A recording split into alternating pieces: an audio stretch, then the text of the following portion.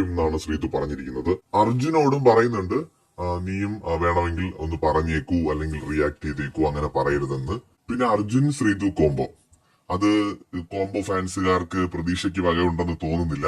കാരണം നേരാൻ വീണ് അങ്ങോട്ടും ഇങ്ങോട്ടും ഇഷ്ടമാണെന്നൊക്കെ പറയാനൊക്കെ ധൈര്യമൊക്കെ ഉള്ള ആൾക്കാർക്ക് പറഞ്ഞിട്ടുള്ള കാര്യമാണത്.